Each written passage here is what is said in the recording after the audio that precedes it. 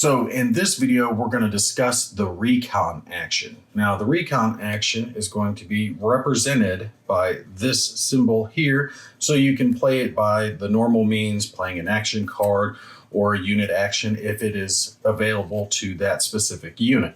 Now, when you do play a Recon action, you do have a multitude of things that are available for you to do between attempting to spot an enemy or even changing up some of the terrain.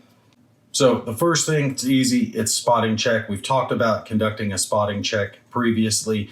So if our infantry squad here wanted to conduct a spotting check against the SS squad, they could play the Recon card, and on a 3 or under for degrading terrain or 2 or under on a D6 check for blocking terrain, they would be able to mark the SS unit as spotted.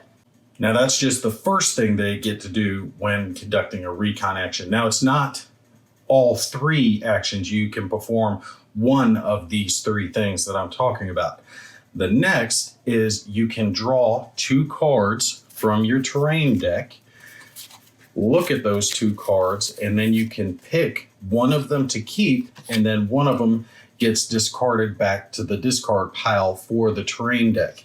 You get to add this terrain card that you're keeping to your hand, and it's not going to count against your hand size, right? The normal amount of cards you can carry, but you can only have a total of 3 terrain cards in your hand at any one point.